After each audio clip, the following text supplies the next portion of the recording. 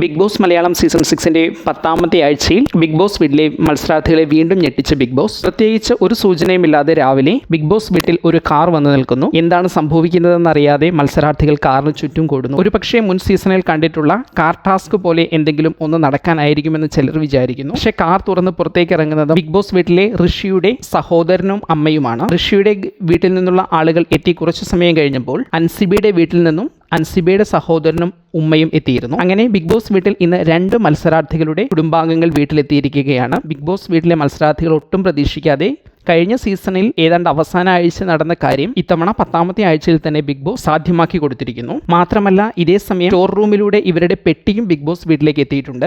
അതുകൊണ്ട് തന്നെ ഇവർ ഏറ്റവും കുറഞ്ഞത് ഒരു രാത്രിയെങ്കിലും ബിഗ് ബോസ് വീട്ടിൽ താമസിക്കാനുള്ള സാധ്യതയുണ്ട്. അതേസമയം ബിഗ് ബോസ് ഷോ ആയതുകൊണ്ട് തന്നെ ഇവർ വീട്ടിൽ താമസിക്കും എന്ന ഒരു പ്രതീക്ഷ വീട്ടിലുള്ളവർക്ക് കൊടുക്കാൻ വേണ്ടി ബാഗേജുകൾ സ്റ്റോർ റൂം വഴി നൽകിയതാണോ എന്നും വ്യക്തതയില്ല. ഏതായാലും ഇപ്പോഴത്തെ സാഹചര്യം അനുസരിച്ച് ഇപ്പോൾ വീട്ടിലെത്തിയിരിക്കുന്ന 2 മത്സരാർത്ഥികളുടെ പേരൻസും ഒരു ദിവസമെങ്കിലും ബിഗ് ബോസ് വീട്ടിൽ താമസിച്ച് മടങ്ങുമെന്നാണ് പ്രതീക്ഷിക്കുന്നത്. ഇതിൽ ആരുടെയൊക്കെ പേരൻസ് വരാനാണ് നിങ്ങൾ വെയിറ്റ് ചെയ്യുന്നത്, എന്തുകൊണ്ടാണ് എന്ന് കമന്റ് ചെയ്യൂ.